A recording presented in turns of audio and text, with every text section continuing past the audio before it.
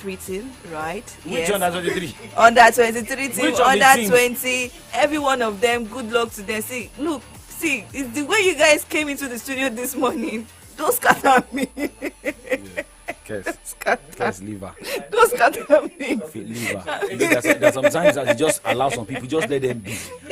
So you feel like you want to settle the I want wahala to between myself settle, and so Kes. I'm like putting you So we guys. now put you in the middle. Unfortunately, you guys are not under 23. I would have just said congratulations on your bickering, and I want to know who won. Well, a disappointing outing for Salisu Yusuf side, and well, a lot of people feel like this man maybe is cost. I don't know. Congratulations on the defeat. It's favor. Let's be serious here. It is not about congratulations about defeat here. It is about knowing the right thing. Nigeria will not be participating at the Olympics back to back. A disappointing one, and I feel like NFF should call an emergency meeting. Maybe just handing a note to leave the under 23 team. You should have been. I mean, you should have learned from the last lesson. You failed to score here in Nigeria. You played away. Please don't write my name in full. Thank you very much. And you conceded 2 goals. And I thought there was no fight. There was nothing, and we'll still have the same man return and say he's part of NFF. Favor, you are not. Let me finish. Okay, let me finish here because I want to rant this morning. Try and I mean, if it is either you are in or out, when you fail to deliver the first time, I think the second time you have to. It isn't about going to the drawing board. It's about you looking at how things can be better. And if you know that you cannot deliver, then go, move away. Either you go sit with an MPFL team that you know that you want to just stay for a season or 2 seasons, but this is a national team. We know how many players Nigeria picked from the Olympics. That's the 1996 Atlanta Olympics, and they went on to do the country well. So what are we now saying here? So I think I'm done ranting, and I feel like Guzau, who's the NFF the NFF president, should know the next thing to do. I mean, look at what Peserio did. Look at how he broke your heart in Abuja in the first leg of the game against Guinea-Bissau. We struggled in Guinea-Bissau in the return leg. So it's like so many things are wrong. We just need to get it right. If you don't want to get it right, then it is better we just say we ban football in Nigeria. I think you can continue now, but let's go and face tennis this morning. Voila.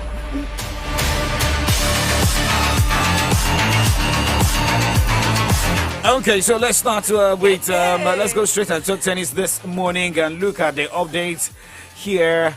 And we also talk NBA for Anthony Joshua. Remember, for Anthony Joshua to come out and tell you that should he fail to win his next bout, he will retire. These are the people who know what they want. It is not about you just sitting and feeling like yes, you can just make some players just go and file out against teams that we need to be bashing anyhow. I think I want to leave the studio. But let's talk Miami Open this morning. Francisco Scoringelo defeated Lorenzo Sonego. Came from his set down to win 3-6, 6-3, 6-2. He lost the first set 3-6, but went into the next 2 sets to win 6-3, 6-2.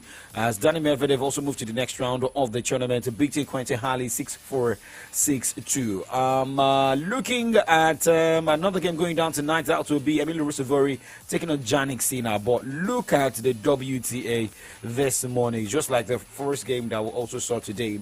A man coming from his set down to win the last 2 sets. That is Jessica Pegula. A thumbs up to that lady for defeating Anastasia Petrova at 4-6, 6-3, 7-6. Well, for Potapova, if she won the first set, I don't see a reason she needs to go sleep in the last 2 sets. But you also need to look at you look at the form, you look at how you can. Probably she couldn't just match up with Jessica. Jessica realized that this is someone that I should be beating. So she just woke up from the slumber and did the job. Good one there. Okay, now moving away from that this morning. Well, remember tomorrow, Carlo Alcaraz, that is by 1:30 a.m. tomorrow. Alcaraz will take on Taylor Fritz. Christopher Eubanks up against Danny Medvedev. Francisco Scoringelo will take on Karen Khachanov. And in the WTA category of the Miami Open, Ekaterina Alexandrova will take on Petra Kvitova by 12 a.m. and Elena Rybakina will battle Jessica Pegula. Okay, now we'll move away from tennis. Let's talk about NBA this morning. Well, it's an inspirational one for the Golden State Warriors for the second half to recover from a 20-point deficit and defeat the visiting New Orleans Pelicans 120 points to 109 points on Tuesday. As usual, the Warriors were led by reigning NBA Final MVP Steph Curry with a game-high 39 points on 14-25. But let's take some more other results from the NBA this morning as Washington Wizards dealt a blow to Boston Celtics, defeating them by 130 points to 111. Atlanta Hawks also dealt a blow to Cleveland Cavaliers, defeating 120 to 118. Miami Heat couldn't pull the heat against Toronto Raptors. They lost by 92 points to 106 points. Memphis Grizzlies, good one at home against Orlando Magic, 113 points to 108. Oklahoma City Thunder lost to Charlotte Nets, 134 points to 137 points. Where is LA Lakers when I need to take the results? It's never, don't worry. Don't worry, you beat us tomorrow morning. We'll know who is the bull. And I'll just move away from the studio tomorrow morning. Yes. In fact, I just the way you ranted this morning, you should be able to rant about LA Lakers. No, LA Lakers is just in and out. But when you talk about someone that is that has F9 in 9 subjects. F9 parallel. Oh, let's talk about boxing this morning, and it is about Anthony Joshua against Jermaine Franklin's bout scheduled for this Saturday at the O2 Arena. It is about also making people understand that do not underrate anybody. That is another thing. Remember, when Anthony Joshua faced Andrew Hughes Jr., he lost the first bout before going for a rebout, and had to reclaim his belt. But this time around, it is more of him getting set ahead of the bout scheduled for this Saturday. No one's perfect, but there's pressure to try and go towards what we perceive as perception. There's a pressure to go towards what we perceive as perfect. Like, nothing's perfect because everyone can always see a fault in something. Someone will say this person's better than this person, even though like that person's, let's say Messi and Ronaldo, they're both unbelievable, but what's perfect if we can't see perfection in them both? But we can always strive to kind of go towards that direction. Do you know what's the truth? Like, I've always been true to myself. When people say like more authentic or more real, I've never left like my house and come to a media day or a press conference and thought I'm going to put on an act, and then when I go home I'm going to be someone completely different. Number one, that's a whole load of energy. And number two, like, remember, half of the time I'm speaking to people, I feel like I'm speaking to a camera. I'm not speaking to someone on a level. So it's been difficult. I don't really express myself too well to a piece of plastic. I have better conversations one-on-one around a dinner table or over the phone. I'm not good at speaking to a plastic camera. I understand you very well because it happens to me as well. So whatever happens to you, it happens to me. Okay. Most of the time when I just want to borrow the phrase. Most of the time when I'm speaking, I feel like I'm speaking to the microphone, not a lot of people. Well, people, there are times that you just be yourself, also be original. But let's also look at the bout. I mean, Anthony Joshua's opponent, Franklin. This man is saying he's not worried about Anthony Joshua, a man who had a back-to-back defeat and is coming to fight him. Well, he may be having most of the support. I mean, talking about Anthony Joshua going into this bout, but he's also ready for a shocker. I'm not worried about his power. I mean, I'm smart though. I'm not dumb in there. But I'm not worried about it. He's gonna have to hurt me. Any other way besides that, I have nothing to worry about. Just stay smart, stay protected, use my defense in there. I don't really divulge too much on that, like give away what we seeing, but even before the losses, we watch all type of tapes, we watch all type of footage. We like to look for habits and small mistakes. A lot of people try to look at the loss and just try to capitalize off the loss, but it gets deeper than that when we study film. Okay, I just hope that Nigerians will not start,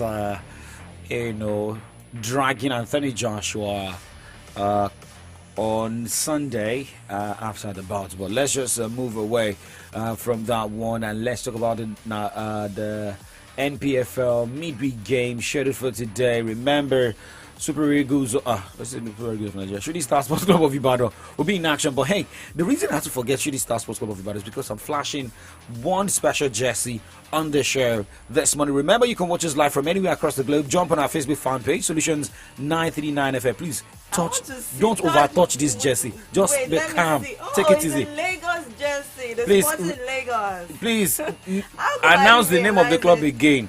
The Sporting Lagos for the NNL. I realize that you're a fan. Good Speaking one to for the you. mic, let them hear you. See, mention the name of the club again. I'm not mentioning. I don't mention them already. What is it? Favor, this is Sporting Lagos. Where is Remo's jersey?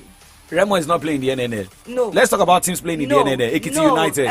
Do you people have jersey? You make me an Ekiti fan. I bet. Come on. Are you not from Ekiti? Are you not an Ekiti woman? State, but you know, are you from Lagos? You are. Remo Stars is not far from Lagos. I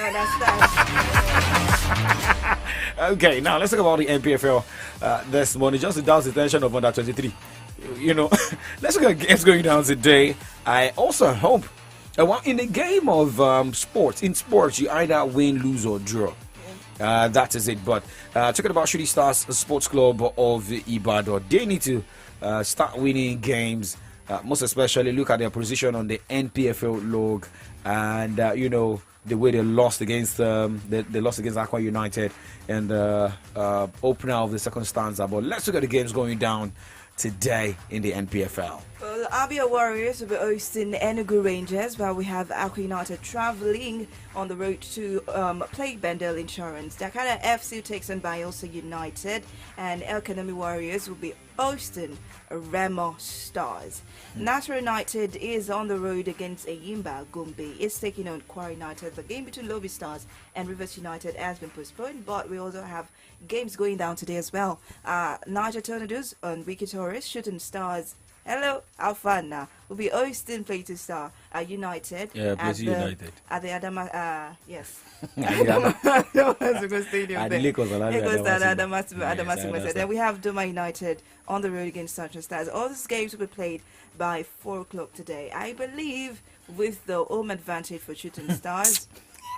Even if, let me see, you have to have hope. You don't have to, always be like, let's bet. I'm not betting. I look like a bet company. Babe. Bet company. Favor. I'm not a bet company. I'm look at Shooting Stars' last set of home games. Wait, in the first stanza. So if you are saying that you, I see. I know. No, see, nobody can come and. Currently, Shooting Stars holds 10 points on the table. We have Plateau United with 17 points. Okay. And what the position? last. Okay, Shooting Stars, we are 8th. I'm glad to say we. And then Plateau United is 3rd on the log.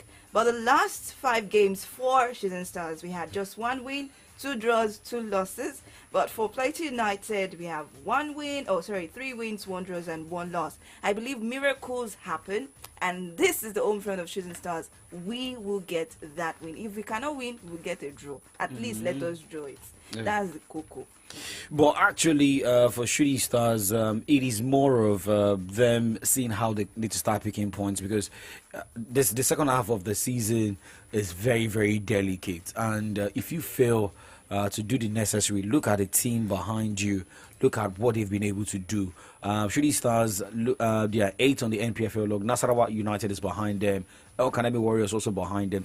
Both having 7 and 5 points each, 9 and 10 positions. And Nasarawa United will be going on the road against Ayimba, and El Kanemi Warriors will be playing against Remo Stars. So for El Kanemi Warriors, they look like a team that can pick 3 points against Remo Stars. But remember, Remo Stars does not go on the road anytime. They're playing away, they fly. Right.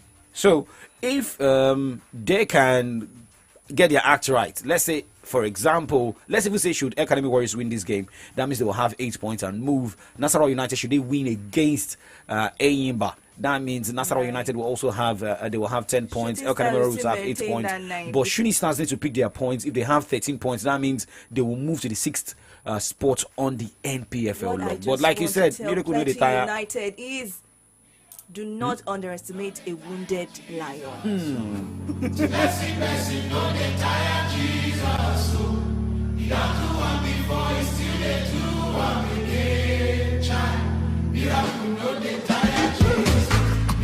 Well, there was no miracle for Nigeria's under 23 national team yesterday. They lost 2-0 on aggregate. But that is it. What you listen to Moses Bliss, miracle no dey tire Jesus. Okay, but now let's talk about Lionel Messi, who kept on setting record. Lionel Messi, hopes the craziness never ends after scoring his 100th goal and 9th hat-trick for his country amid Argentina's homecoming World Cup celebration. Last night, the Alain Alba Celeste defeated Caracuel 7-0 in Santiago del Estero with Messi's 20th minute opener bringing up his 100th international goal, joining only Cristiano Ronaldo on 112 and Ali Daei 109 in achieving that feat. But let's talk about Kevin De Bruyne this morning.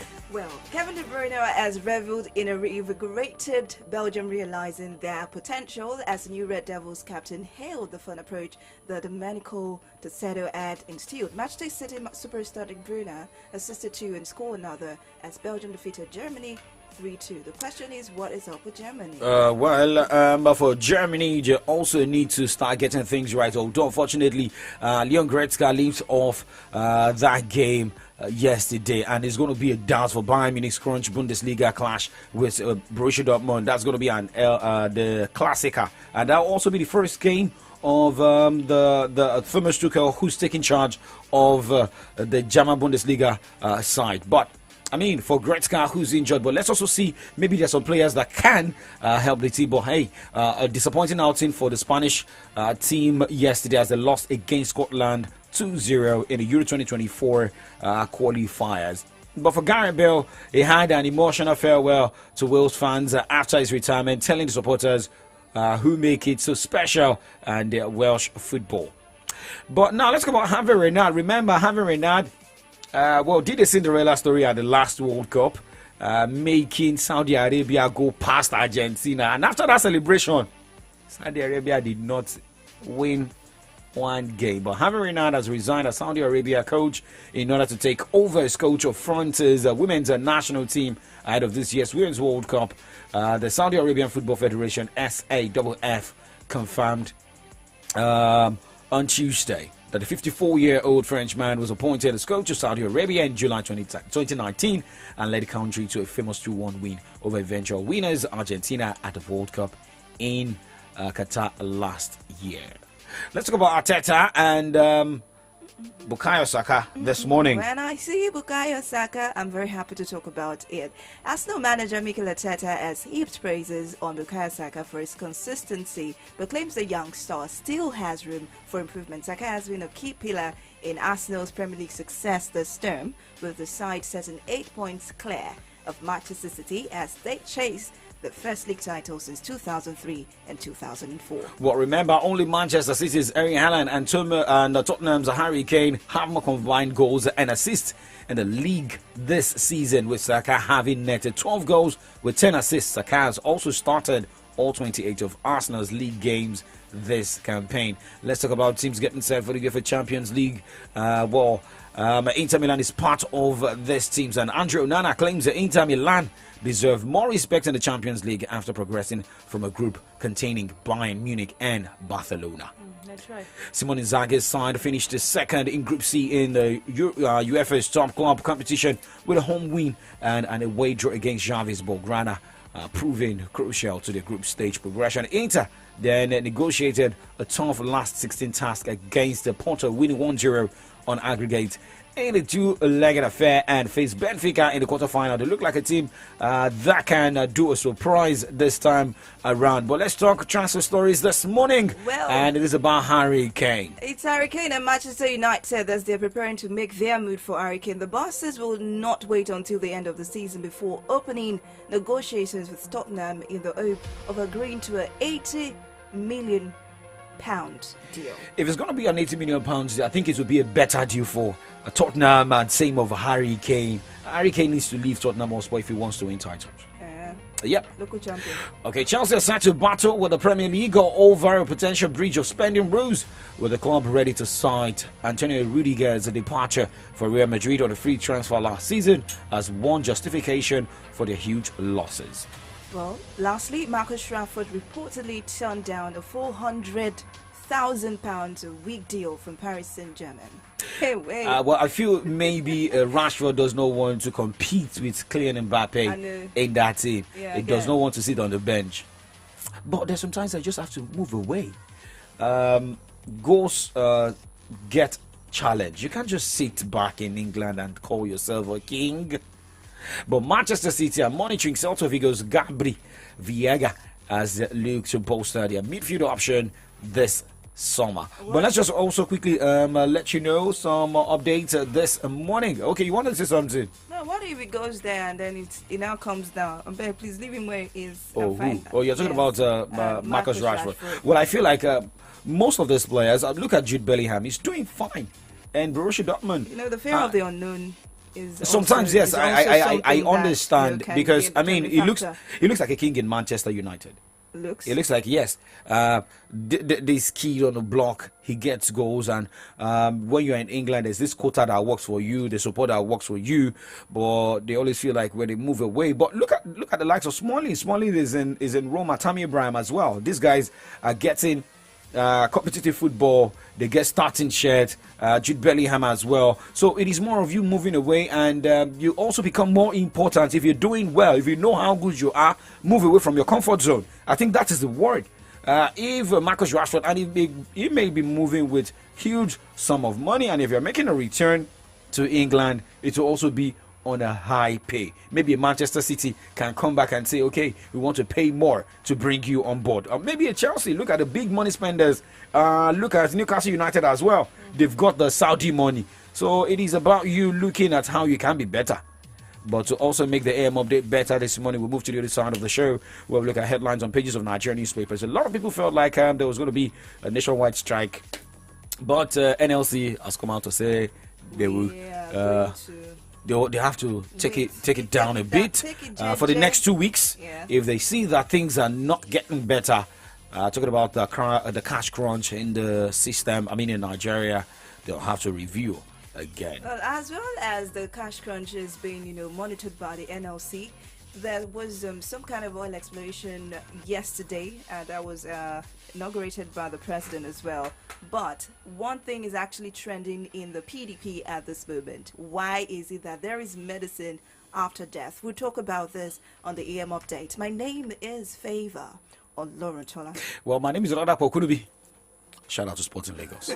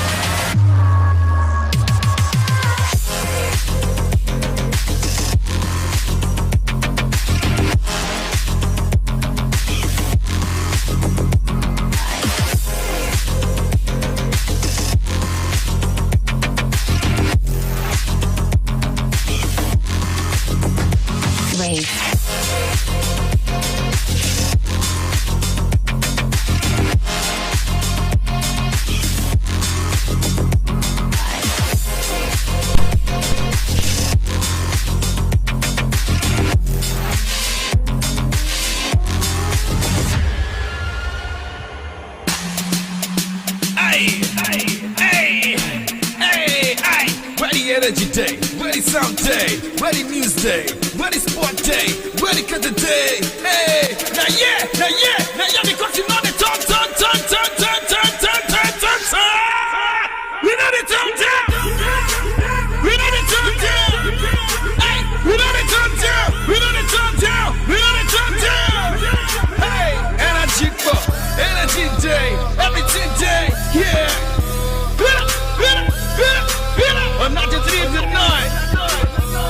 100. 93.9 okay. 93.9, your remedy dial.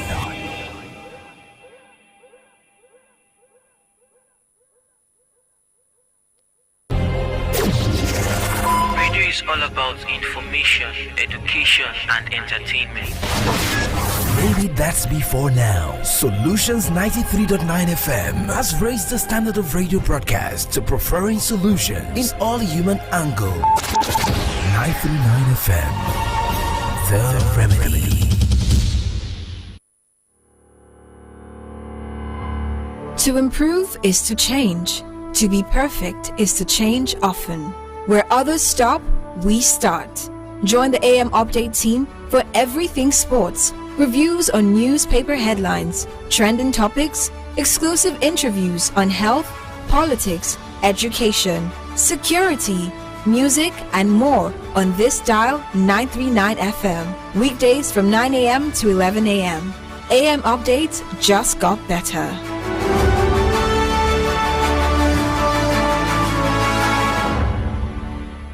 Ẹ káàárọ̀ nílùú Ìbàdàn.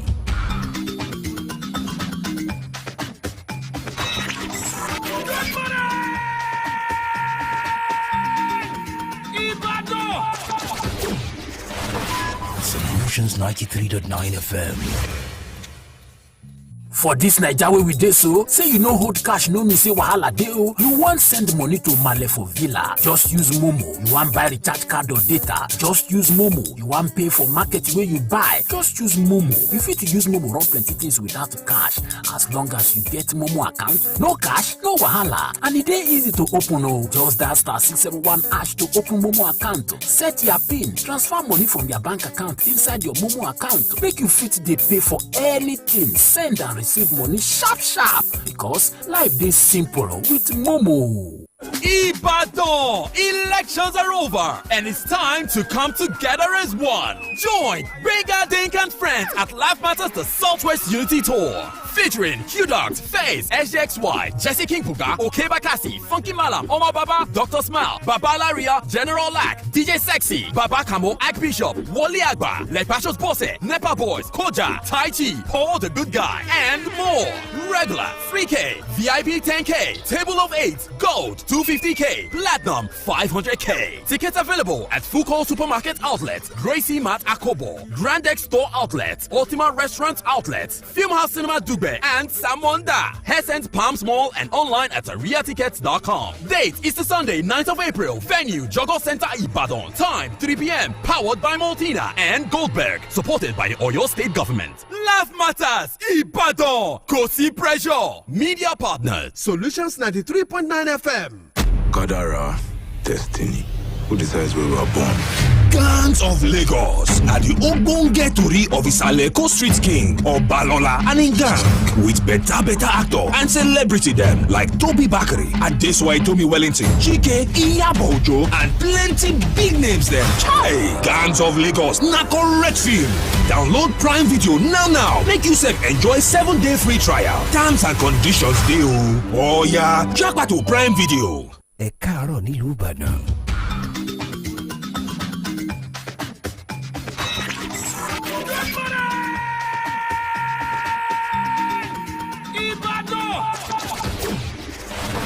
Solutions 93.9 FM.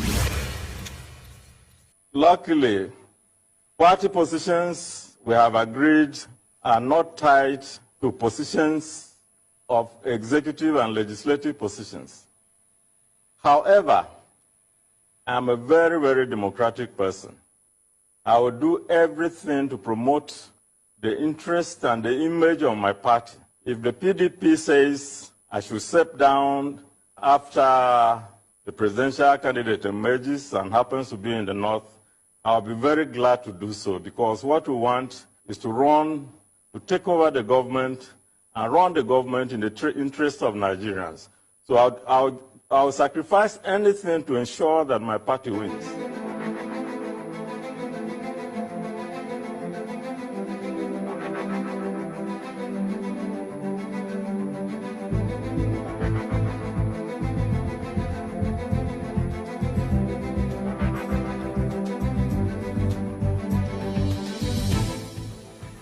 Okay, that was the voice of the erstwhile national chairman of the People's Democratic Party, PDP, that is Iyorchia Ayu.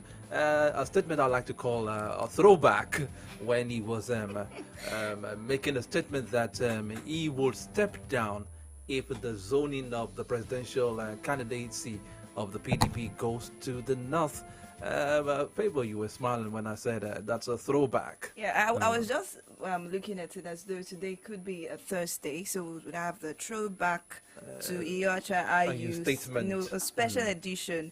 But, as at yesterday, he no longer is. Yeah, he eventually stepped down, something which most people thought would have changed the game.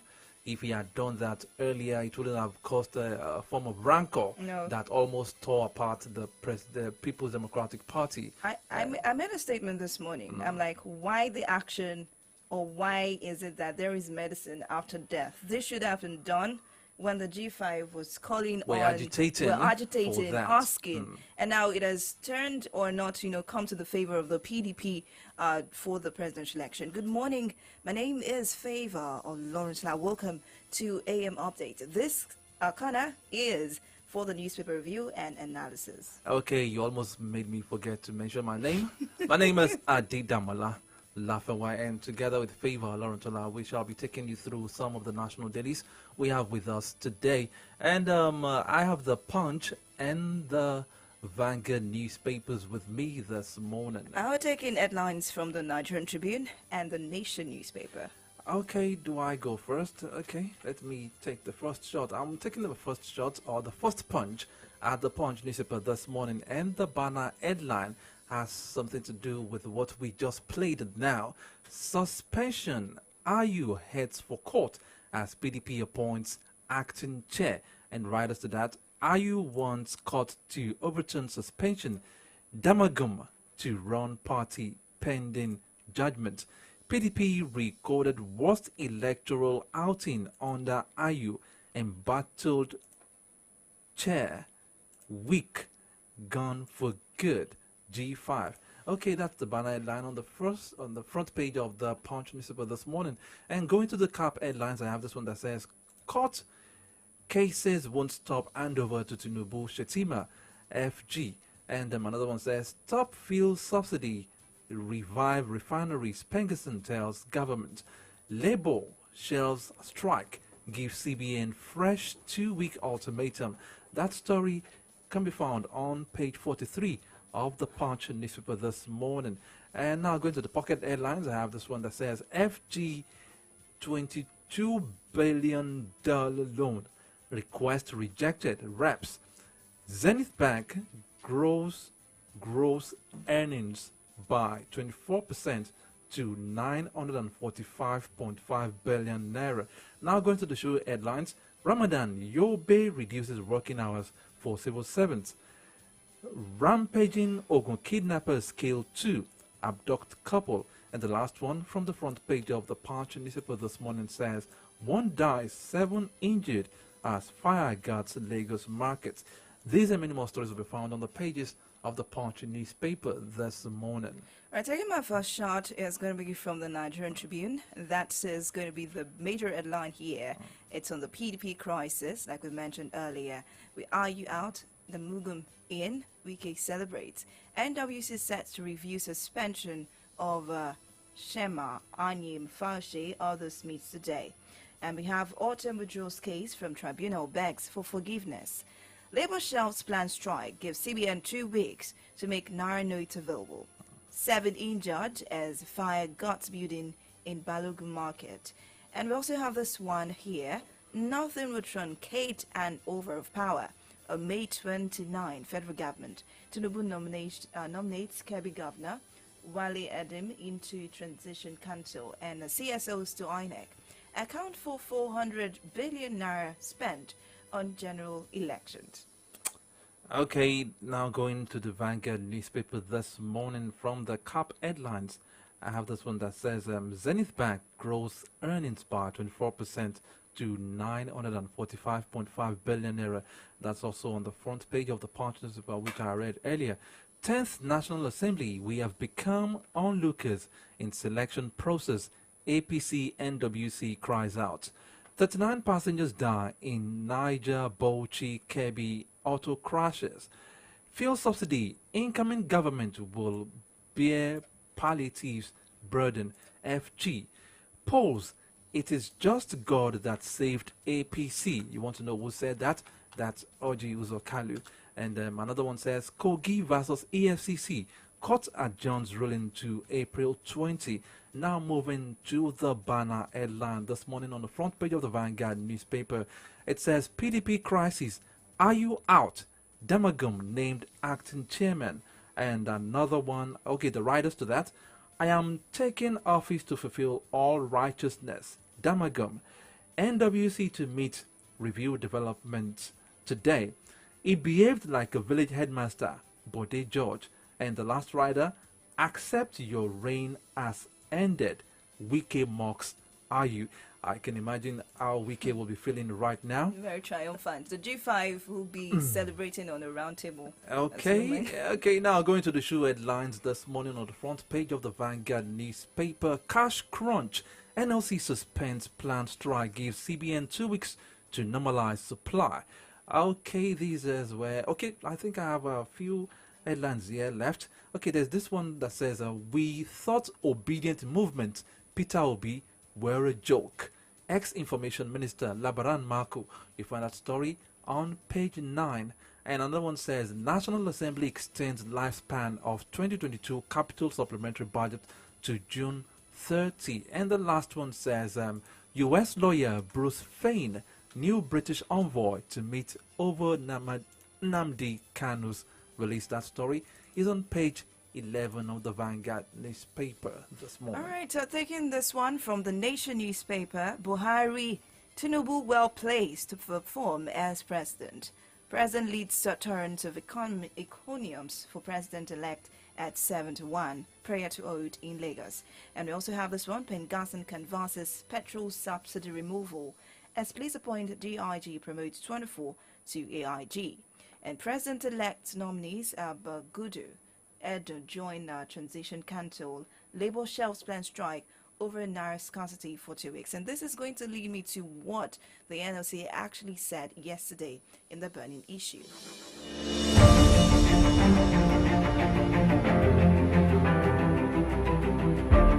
Well, amidst the NLC giving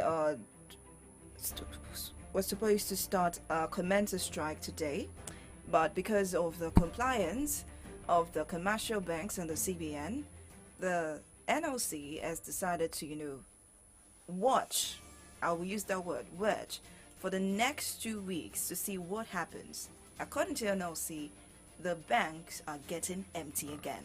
Reports coming from all the states of the Federation and local governments on the level of compliance of banks. We are happy to tell you that, yes, there is compliance by CBN. But the NLC, after its NEC meeting, doubted the sustainability of that compliance. And we don't want to be calling you back after 2 days for another action. And we felt that we have to monitor this compliance for the next 2 weeks to see whether it is sustainable. Because some of those commercial banks are getting empty again. Queues are returning in some of them. It will be very naive for the Congress to hurriedly call off the action. Whereas we are not shutting down tomorrow.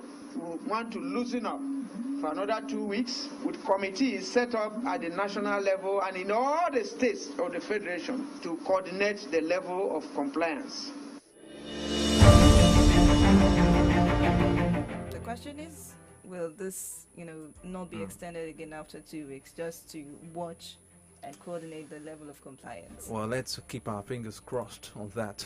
All right, the next one is IU's stepping down, and we also have a statement, a voice from the acting chairman of the PDP. After a careful consideration of the court order and in line with Section 45, subsection 2 of the Constitution of the PDP as amended in the end resolved that the Deputy National Chairman North, His Excellency Ambassador Umar Ilia Damagum, assumes the national chairmanship of our party in acting capacity with effect from today Tuesday, 28th March 2023.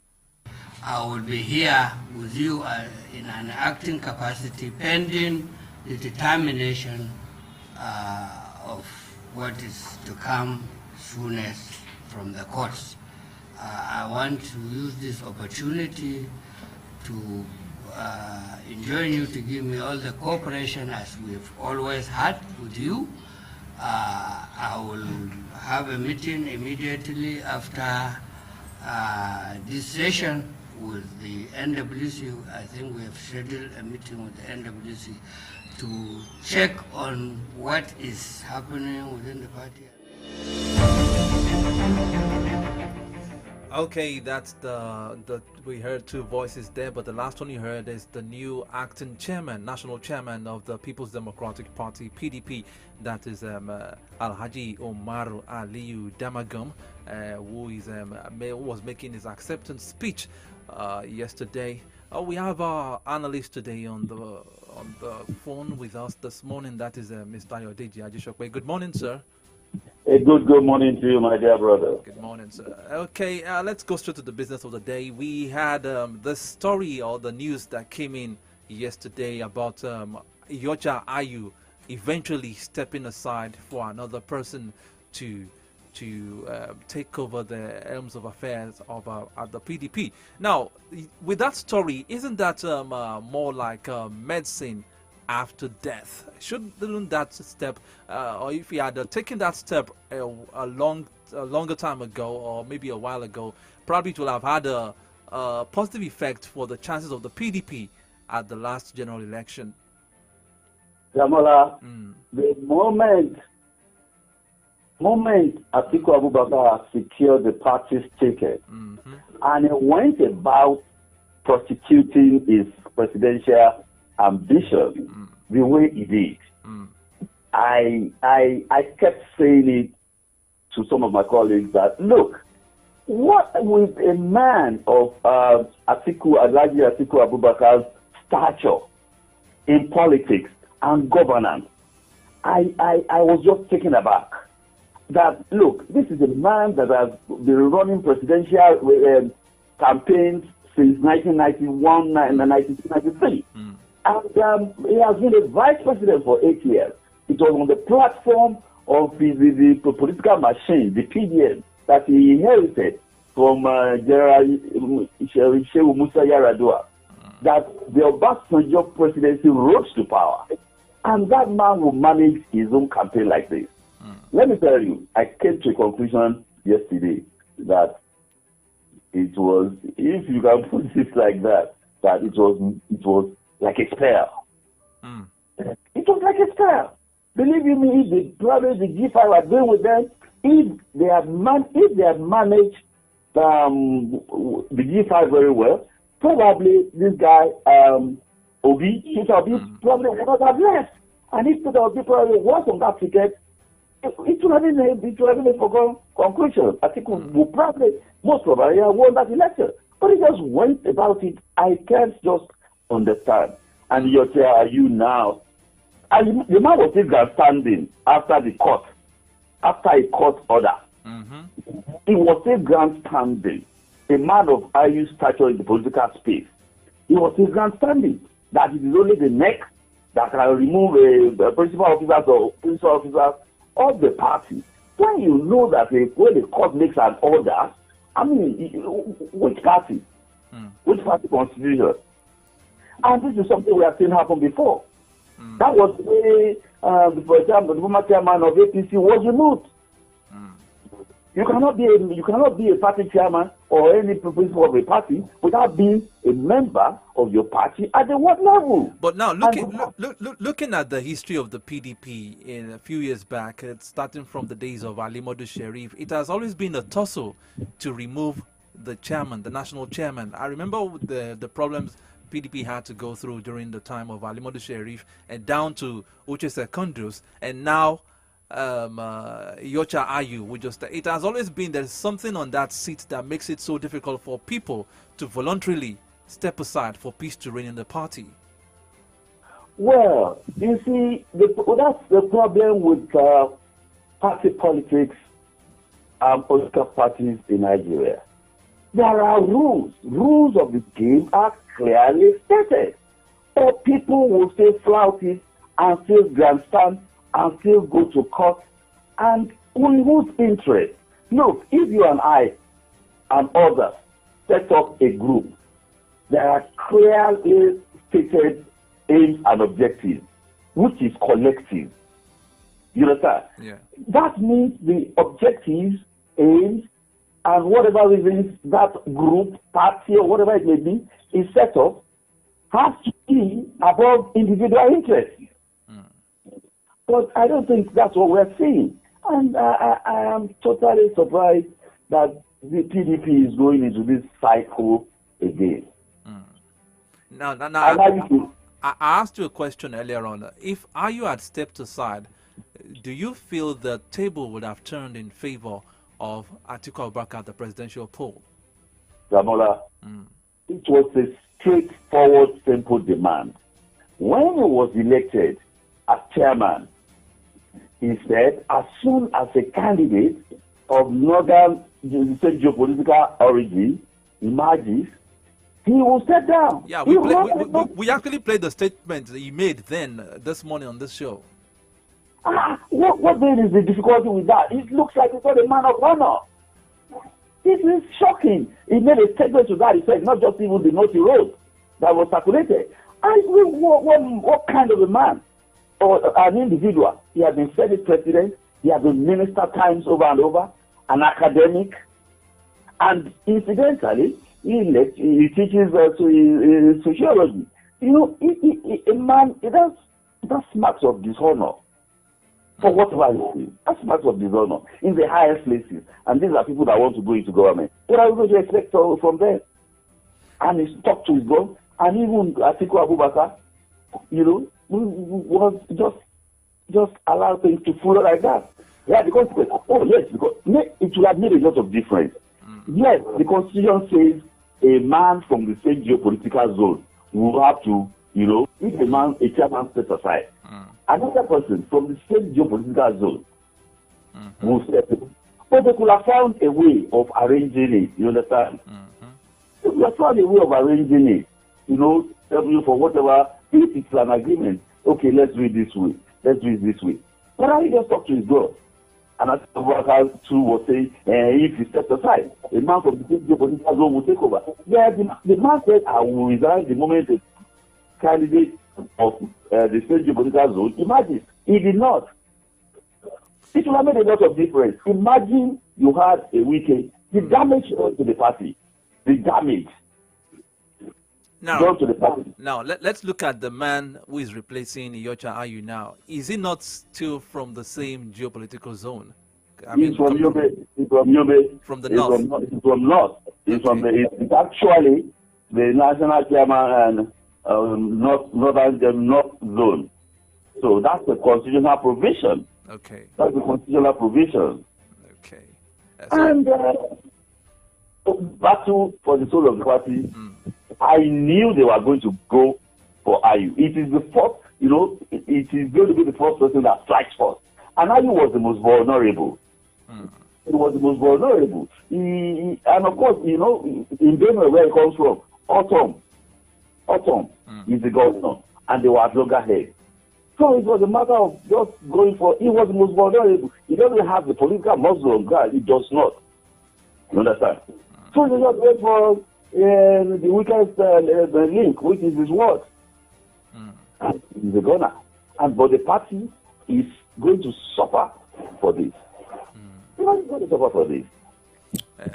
See how APC manage their own internal dynamics. Do you feel the PDPs will be able to pick up the pieces from this point on now? It will depend if they go back to the basics. And what's the basics? The way the party was set up, you understand? There is constitutional provision for zoning. Look, the moment PDP or some in PDP, in order to achieve a predetermined objective, which was to give the ticket to Atiku Abubakar, stood logic on its head by saying that the PDP had only produced a northern candidate, a northern president who was for 2 years, and then about 8 years. They hung 6 years on Jonathan's neck. Now 8 was 6. That is they said okay, and people said, is the current president, is he not of northern origin? They said no, that one is APC.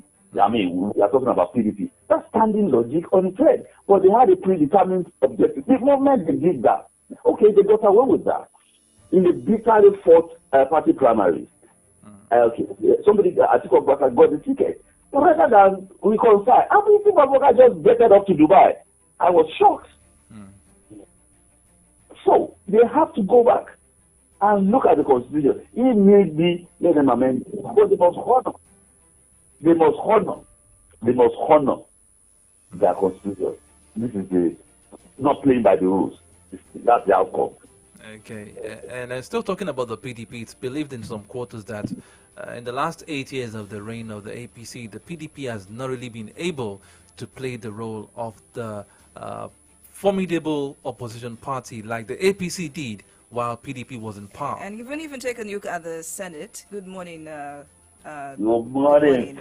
Yes. Even if you take a look at the Senate, especially the one that was just concluded, you see that APC has a majority of seats in the Senate. Well, the dynamics, because of what happened, the third force and SDP and YPP, yes, that's Uba, who got the YPP. I mean, when all of these are put together, the dynamics will be, power of persuasion. I want to leave it at that. What are you persuading them with is another thing. But it's the power of persuasion. And then we have the president-elect who is politically savvy. He knows where his interest lies. But at the same time, he will not want to upset the apple cart. So he knows what to do. The president-elect knows what to do. Okay. He knows what to do. Well, he knows what to do. Let's quickly go to the Senate and the National Assembly. Very soon we'll be having a new Senate president, and it's looking like it's going to be about zoning and zoning and zoning all over again, because the APC has majority in the Senate, House of Representatives as well. But the question here is, with the Muslim ticket of the president-elect, with the way it goes from the president-elect and his vice president, who is actually the person that has that, right to take that Senate? Because we have zoning now. Is it not going to be another PDP crisis again, all over again, when it comes to the time? Because it's already turning to be like that a little. They call those in APC strange bedfellows. I had Chief Body George calling them that. But those strange bedfellows, in spite of being strange bedfellows, have been able to manage, their internal dynamics. When the presidential election primaries was going to be a problem, they went back to the basics. What was the original agreement? Let's be men of honor. Let's honor it. You see, when you say a Muslim ticket, I heard Oji Uzokalu saying Muslim number 1, Muslim number 2, Muslim should not be number 3. Okay. He don't support that ticket, knowing fully well it's the Muslim ticket. Yeah. He did support the ticket. So now, without saying number 3 must not be Muslim, it has to. Is that the basis he wants to be, on which he wants to be Senate president? I think he's just clamoring for himself. Is he going to be representing Christians there? Or is he going to be representing Igbo people there? That is just the kind of politics we play. Very crude, appealing to sentiment. But that's not going to be the issue. That's not going to work.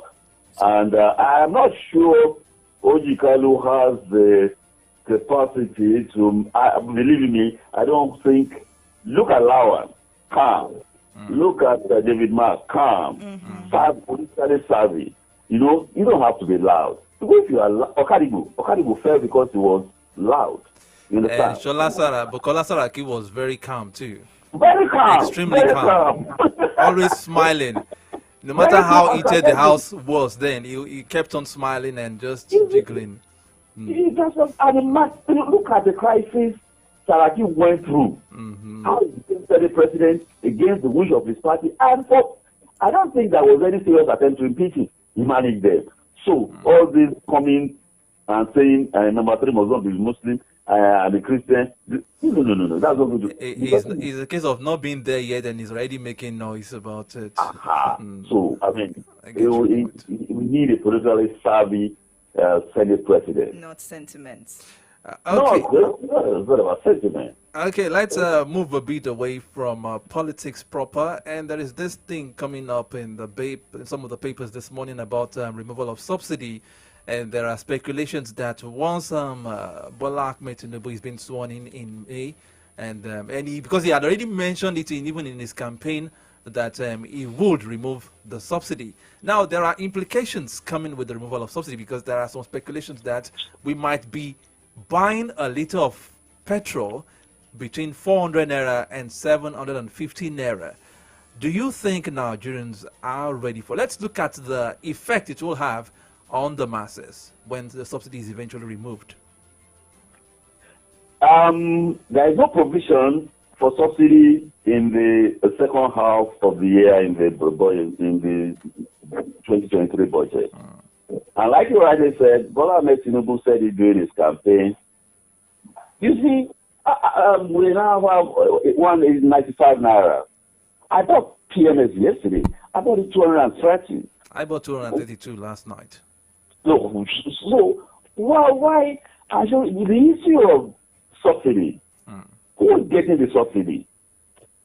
Realistically, you see, I believe we're going to be saving about 6 to 7 trillion. That is based on last year's figure. And trust me, they will always overshoot the provisions of the budget. So therefore, we might end up with 8 trillion this year. Let us look at Dangote Refinery. It is almost ready to take off. Of course, Dangote is not going to be selling subsidized PMS. And then Port Harcourt Old and New is being refurbished. I spoke, the TUC chairman in Oyo State, who is also a Nupeng person, told me a few weeks back that a lot of work has been done and that it will, in fact, this April, actually, this April, the Honorable Minister, Junior Minister for Petroleum, said it will be ready this April. Let's say at least May or thereabout, it is ready. It will be doing 60,000 barrels per day. Dangote is there. It will not be selling at subsidized. I remember when the price of PMS was jacked up in the days of Abacha. That was when they created ETF or the PTF. PTF, Petroleum Trust Fund. And, what came from it was well managed, and then we had that. Look, we cannot go eat loud. I call it bath tanks. It is no longer sustainable. Our budget is 22 trillion, and a third of it, or a quarter of it, just about a third of it, is being spent on subsidy. Who are you subsidizing? We found out the days of, we use 60 million liters of PMS every day. Our PMS, not diesel, PMS alone every day. Yeah. PMS is the only one being subsidized. DPK, kerosene, is no longer subsidized. AGO, which is diesel, is no longer subsidized. Aviation fuel is no longer subsidized. Why should we continue to subsidize this? It is not in our long-term interest. People are getting subsidy without doing anything. They will eventually even smuggle it out of the country and even earn much more. If we have competitive prices and it becomes unattractive, there will be no longer smuggling. Okay, I want to cut in a little bit. Now, with that's going to increase the price of PMS in Nigeria. Most certainly. Now, let's look at the economic effects, especially on Nigerians, once this takes effect. Yes, let's say it goes to of 450, you know. 500? I don't think so. I don't think so. Look, you know why PMS is being heavily subsidized? We'll take crude. We'll take it out of the country. Okay. Crude oil, that's in that same barrel of crude oil. That's why you get all of those products. Definitely. And then you go and refine elsewhere. You will pay for the cost of refining. You will pay for the cost of shipping it back. And then you will pay all the landing costs and all of those costs. That's crazy. And then now remove all those costs. Remove all those costs. They say they currently subsidized at maybe like 200 or so. So if you remove all those costs, then we may not have more than 350. Mr. Adishokbe? Yeah. Yes. Quick, another one. I think there is misplaced priorities in most of these things coming up, especially in the oil industry. As of yesterday, President Muhammadu Buhari flagged off an oil exploration at Nasarawa State, and it's been coming up all over and over again. Instead of focusing on exploring oil, why not on the refinery? So it's going to limit the number or the barrels of crude oil exported for refining outside Nigeria and into the country, thereby reducing the price of PMS and every other product that comes from it. You see, the exploration that has been going on in the north, Chad Basin, since the days of Gerald Buhari as petroleum minister, and you can trace that back to the Obasanjo days. The exploration, well, is paying off now. I don't see anything particularly wrong with that. You see, when they discover, in commercial quantities, let them have, look, I watched a program on NTA. Believe you me, they were practically gluten our oil. So that will provide some, mental psychological balance that we too now have oil. The South cannot brag about oil. You understand? Let them explore, let them have the oil. And then, let me tell you, if they have the oil there in commercial quantities, they have their refineries and all of that, I think that will help Nigeria politically. And what I mean is that when they are confident that they have all of that, then the ability to negotiate the evolution of power, you understand? The evolution of power, derivation. When you have it, I can negotiate derivation. It's okay, I will pay tax since I have oil too. So now I think that will provide some political balance for Nigeria. But in the long run, we need refineries. Somebody was saying this morning that we should sell off those refineries. I don't know how economically wise that is. But they are not functioning. Well, $1.5 billion has been released to fix the two Port refineries. They are working seriously on it. That's what we're told. But we wait. We're also told that we would get a refinery by the end of last year. That was December. This is March. We haven't. A new refinery? No, refurbished one. It was going to be taken care of by the end of December. We haven't gotten that. And now we have other ones in Port Harcourt that have been, pumped. Money has been pumped into, which we may not even get the results in the next 1 year. You see, what amazes me about this country is that we were told that NNPC Limited is now a business entity. It's a business entity. I don't know how they are running this business entity now. Do you know that recently they appointed a foreigner for exploration to head the exploration unit, and people were shouting just this week or early last week. The way we are going, you see when they remove subsidy, all the shenanigans. I remember Abiola, God bless his soul, said, what is the actual cost of producing a barrel of crude oil? Do you know? Have you heard from NNPC the cost of producing a barrel of crude oil? Nobody knows. Nobody knows. Nobody knows. So when they are not taking crude oil to go and refine, Imagine the cost. You pay tax, you pay the cost of taking it out and bringing it back. When they load all of that on it, of course there will be a problem. When all of that is removed, there will only be what is called bridging costs. And the bridging cost is, when they take it from the Dangote refinery and sell in Lagos, virtually no cost. But when you take it from that place to Maiduguri, that's going to cost. So bridging, that's what they call bridging cost. That is how subsidy started in Nigeria, bridging costs. And it has now snowballed into a raging inferno of 6 trillion subsidy. We need to get away from that location. If they get that 6 trillion, they can tell us what they're going to do with it, put people of, character in charge. These are the things that will go to this geopolitical zone, the other geopolitical zone. Transportation especially.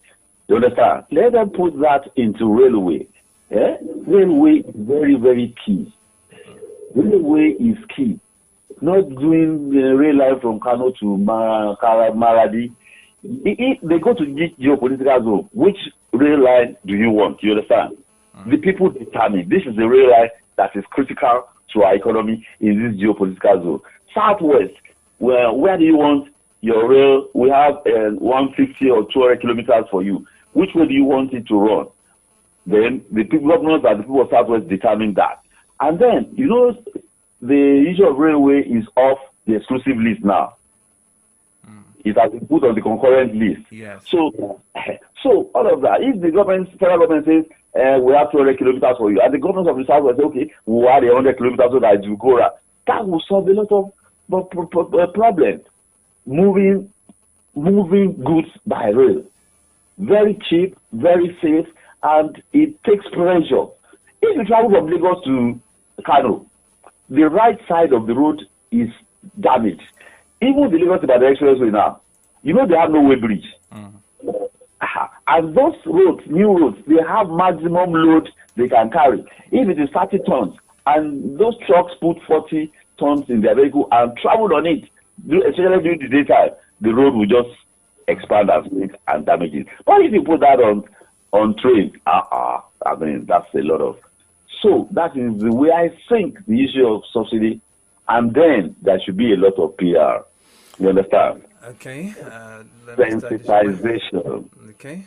You have to carry the people along. Okay, it's 11 minutes past 10 on Solutions 93.9 FM. Let's move a bit away from the fuel subsidy issue. There is another headline I saw on the front page of the Punch newspaper this morning that really caught my attention, and it says federal government FG's 22 billion naira loan request rejected by Chinese bank reps. At the House of Reps yesterday, there was a sitting and they were making a report of the request by the federal government to borrow money. Now, my issue now is, should the federal government be borrowing these huge sums at the tail end of this administration? I mean, I'm seeing about $973 million being approved by the National Assembly, and there's another one saying $22 billion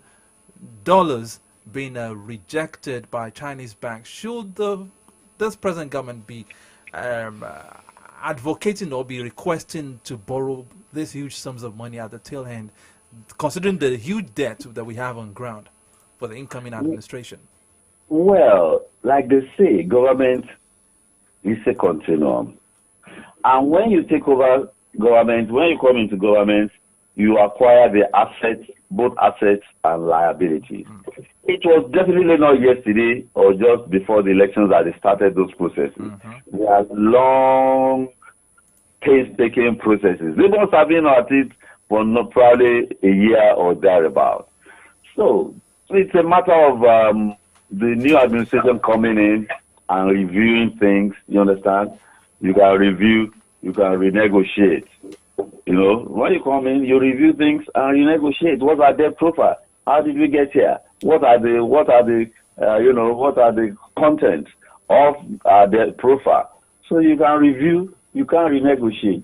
Until midnight, mid-20, Muhammadu Buhari is still President Commander-in-Chief. Okay, definitely. And until Shivaji Bola Ahmed is sworn in, takes the oath of office at about 9 or 10 a.m. Until that minute. Until that minute. I mean, power resides with Muhammadu Buhari as President Commander-in-Chief. You know, something just popped to me right now, Mr. Adishope, is the fact that assuming the president-elect is not from the APC, there must have been some kind of uproar on the level of the loans that wanted to be gotten from the president, because it's quiet now. No one heard about it. Assuming it was an article that won the election for the 2023 general elections, there must be someone talking about it, making sure that there is heat on this matter so that they would not inherit debt for the administration.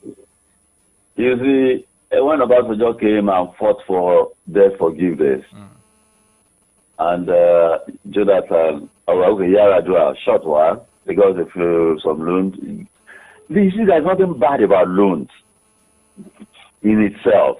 But when you get loans and apply it productively, look, any businessman, big time businessmen, they take loans. You need to take loans. You can't have, if you want to expand your business, you can't have enough capital. That is why banks are there. You understand, to provide capital for productive use. But you see, the problem with government is that nobody's going to ask them that, okay, let's see how you're going to spend the money. And how productive is the project? And how productive is the project? Will it pay its way? How long will it pay its way? Nobody goes to ask government that, but they will ask businessmen that, you understand, and verify what they are saying. For countries, what they will just look at, okay, what's your debt profile to GDP? If it is safe, it can be accommodated, they just give you the loan. And they will, of course, they will recover their loan if they will forcefully recover their loan if you don't want to pay. So the new administration that will come will review things and do the needful. The man is a finance guy, so he knows what to do. Hello? Hello? Yeah, we are with you. So the president coming in will know what to do. He has a finance background, public finance, so, and of course he has men around him that will review these things and do the needful in the interest of Nigeria. Like he said, he's politically savvy, so definitely knows what to do. Well, as of this morning, I think this is going to be the last one we'll take this morning. The CSOs are speaking to INEC. They're asking for an account for the 400 billion naira spent on the general election. Don't you find this reasonable? Because definitely we haven't seen, or we may not see, a breakdown from the general elections from INEC, even if it's been done. And there is kind of a probe.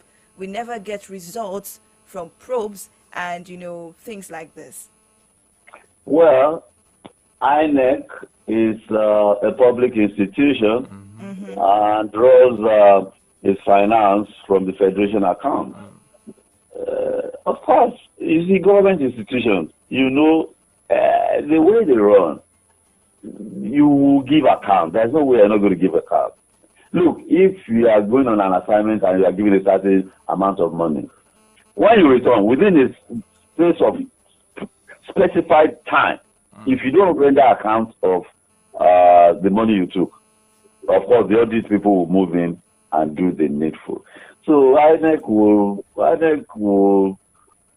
I think even the National Assembly is squeezing some of those public institutions and insisting that they must, CBN, for instance, never took its budget, including NNPC, never had or took its budget to the National Assembly. The National Assembly, the 8th Assembly also insisted, and I think they do that now. There is a way, public account. There's a public account committee in the Senate and House of Reps.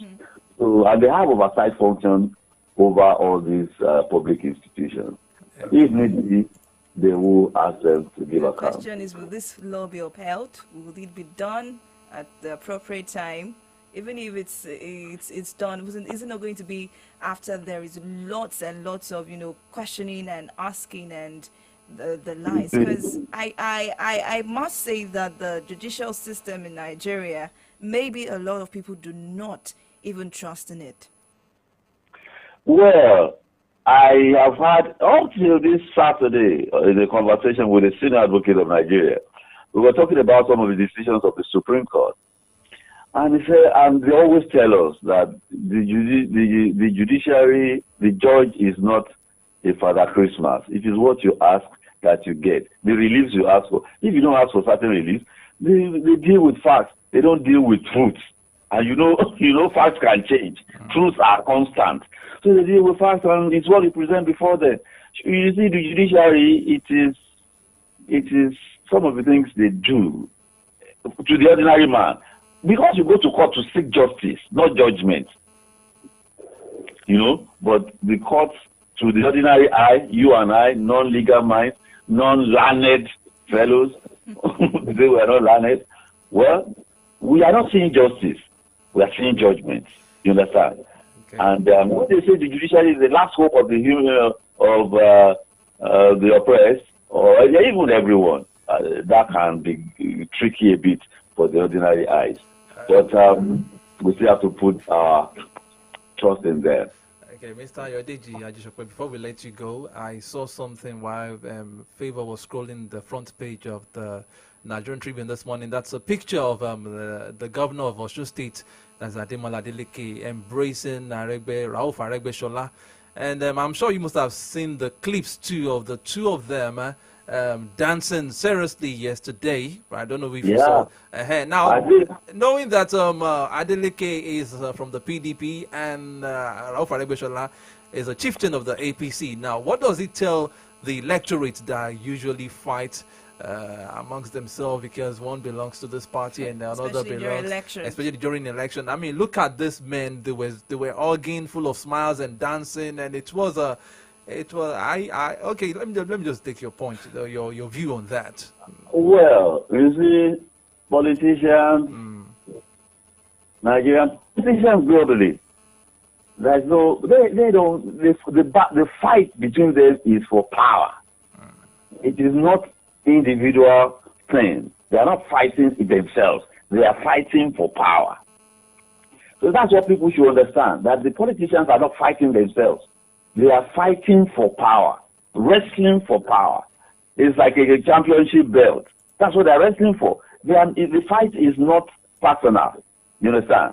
They will throw mud slinging and all of that. But the moment the battle is won and lost, I mean, that's all. Did you hear Ayocha, the chairman of the PDP, say he doesn't care whoever wins, whether it's Atiku or Bola Tinubu, that is even closer to Bola Tinubu than he is to Atiku. That's politicians for you.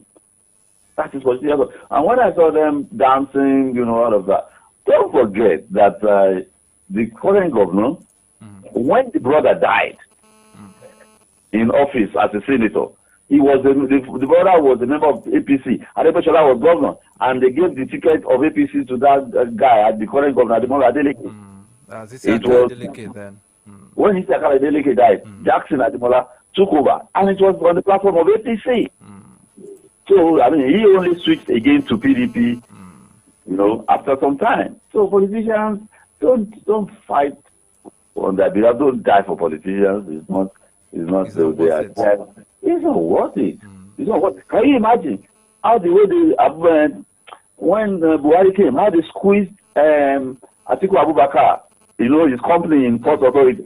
After some time, they gave the company back to him. It is alleged that before the elections, so much money owed him was given to him in order for him to enable him to prosecute the election. That's true. That's true. When Atiku Abubakar's child was getting married, it was Buhari as sitting president that was the father of the day. Father of the day. I remember. But there was speculation. I remember. There were speculations then that President Muhammadu Buhari is in favor of Atiku Abubakar. Is the one that he wants to hand over to and all like that. They'll fight on behalf of politicians. It's not worth it at all. It's not worth it. No, they don't fight themselves. They fight for power.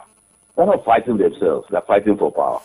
All right. I'd like to say a big thank you to you, Mr. Ajisope, for being a part of the program today. Thank you very much. God bless you. God bless you too. My pleasure always. Thank you very much. Thank you, Bill. Yeah. Bye. Bye.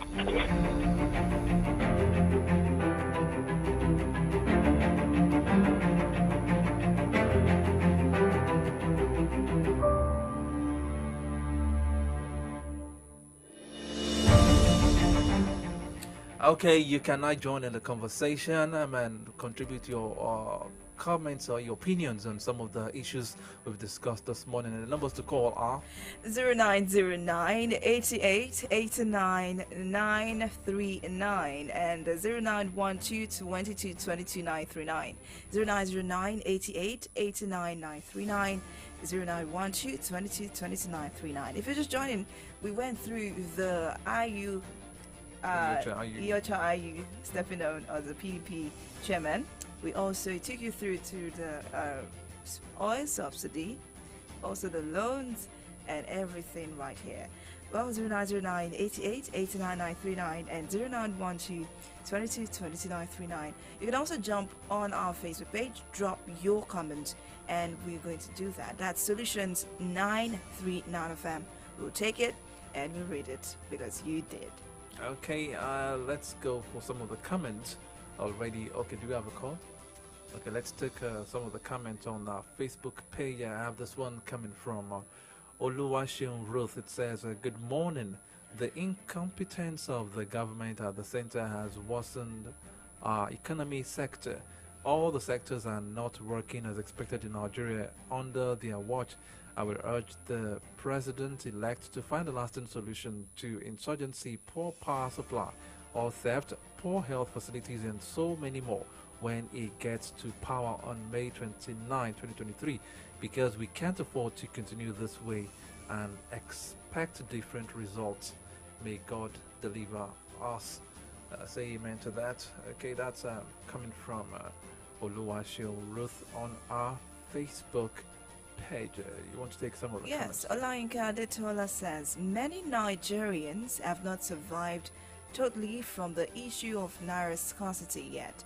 The federal government wants to remove huge subsidy without making available a functional refinery in Nigeria that will neutralize the effect on the masses.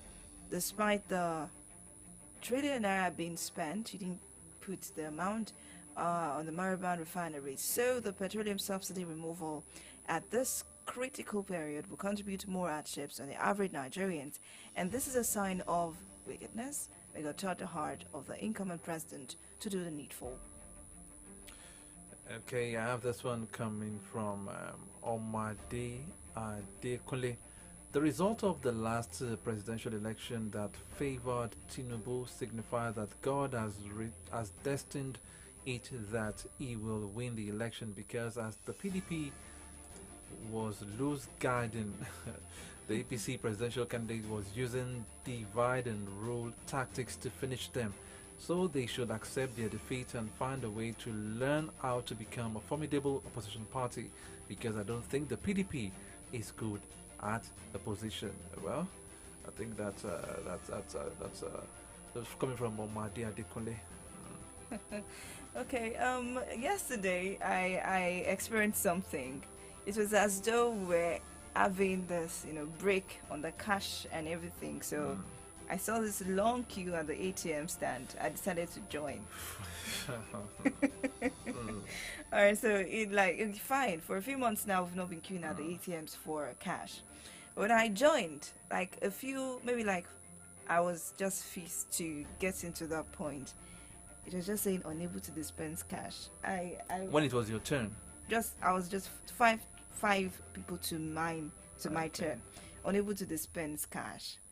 I was really devastated because I needed that cash at that moment. Good morning. Hello, good morning. Good morning. Good morning. All right, Ruth. Good okay. morning. Let's have your take. Thank you. I want to contribute on one of the headlines about the subsidy. Okay, please go ahead. In 2015, Buhari told us subsidy was a scam. On getting to power, they keep paying heavily on subsidy. Now, barely 2 months to leave office, they want to remove subsidy. And I even read it on newspaper that if they remove subsidy, we'll be buying petrol at the rate of 350, 400. Are we not buying it already at that rate? They should just remove it. Let us just face this once and for all. But maybe if they have fulfilled their promises by giving us a refinery per year as promised, then we won't be facing all this. So I knew this president-elect, when he was campaigning, we did not hear him telling us he's going to build a refinery for us. He's just telling us that he's going to remove subsidy.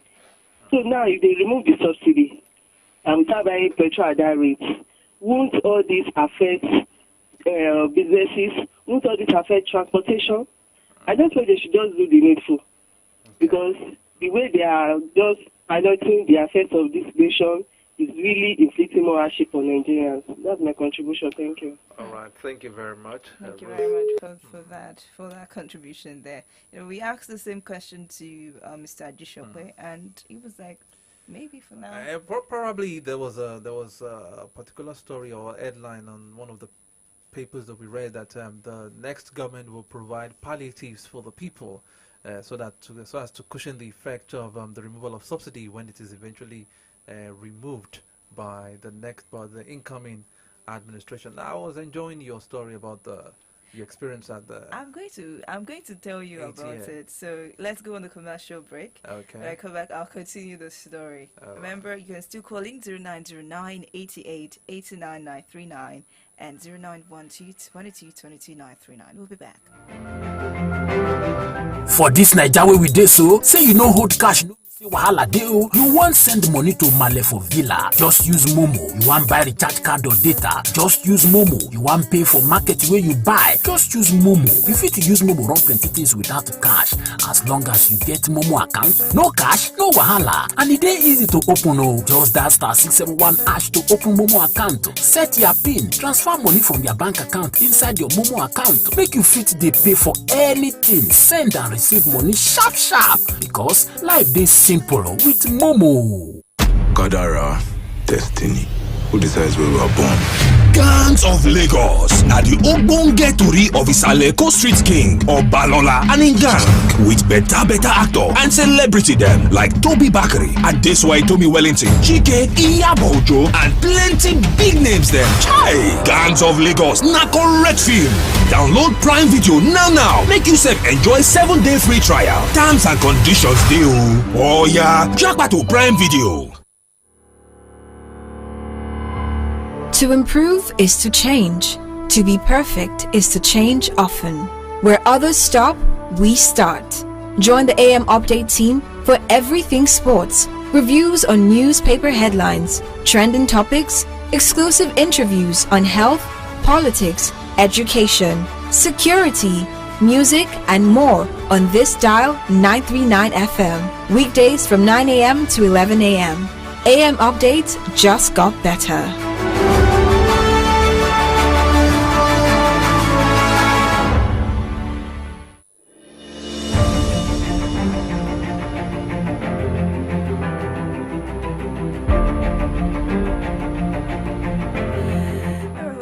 This is Solutions 93.9 FM. It's still AM Update, and we're taking your calls at this moment. 0909 88 89 939 and 0912 22 22 939.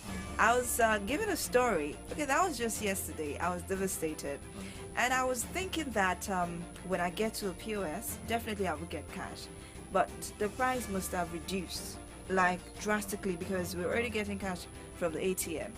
You won't believe that ATM POS operators are still getting 1,000 naira for 100 naira. Well, I think that has remained. That charge has remained. Why should this is why I think that we need to review a lot of things in Nigeria. There is no fixed amount for anything. Once there is this issue of maybe there's a few crises, a little crisis, once there's a skyrocket of price on any product or maybe transport fare, food, it doesn't come down. It shouldn't be the case. It should come down. Well, let me try to give an answer to that. I think the only reason or the only way that price or the amount being charged by the POS operators will come down. Okay, like you rightly said, you said when you got to the queue yesterday, the ATM, you said the queue was much, and most of the ATMs I've seen in the last few days, I've noticed that the people or the queue there, the queues there have really been too much. As at this morning when I was coming to work, as early as before 8 o'clock, I saw so many people on the queue at some banks at Challenge today. So I feel that those POS operators too, probably they had to go through this strenuous activities or rigorous things to get this cash. That's why they have to say, okay, because I had to go through this to get this, then so definitely because I went through the like, hardship. You have to face the hardship. I remember the story you read when we were taking some of the headlines on the newspapers. It says the banks are getting empty. I mean, the banks are running out of cash. So that means there is still something wrong somewhere.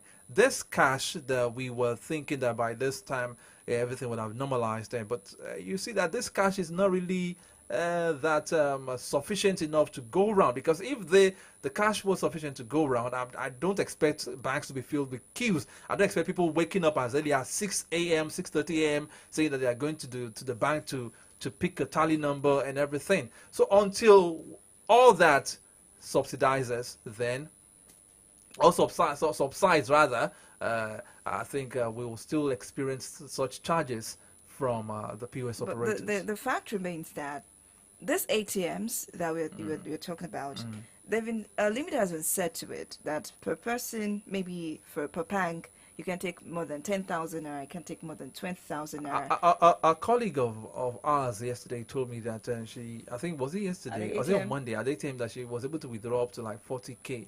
But it depends on the bank you use. Oh, I think it depends on the bank. I was at one at Dubai, and if you're using that particular bank for the ATM, you're going to get just not more than 20,000.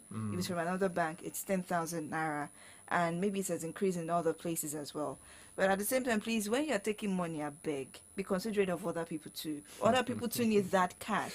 When we didn't have it, we were all, eager to give each other the chance to at least have little. Now that it's seeming as though it's sufficient, please, if you want to also what you said, I heard somebody was just telling me yesterday that a friend of his went to the bank and was able to withdraw about 30K, and the person that he was going the following morning to queue again so that he would have enough stock of cash in his house at home, so that just in case the CBN that is it. That is it. So you get what I'm saying. The CBN is giving out the cash, but people are not taking the money back to the bank. I think because of I think once beaten twice shy, like the saying goes. We all know what we went through. I guess we should all just have faith in the commercial. There was a time we were CBN. collecting 1,000 naira at the POS for 300 naira, 400 naira to 1,000 then. So I think let's just be hopeful, just like the NLC is being hopeful and extending the ultimatum given to the federal government and the CBN make by 2 weeks again. Maybe they want to be hopeful too and believe that in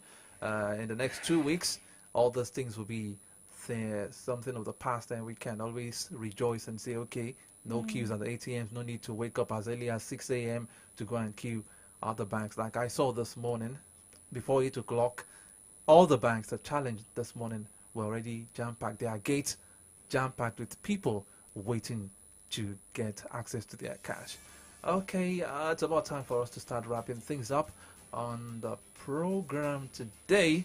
We'll be back again tomorrow, God willing, for a fresh edition of AM Update. But stay tuned at 11 o'clock. We'll be joined Abbas Shola for the Oidon Extra. You'll get to get the hottest gist in the world of sports in Yoruba language.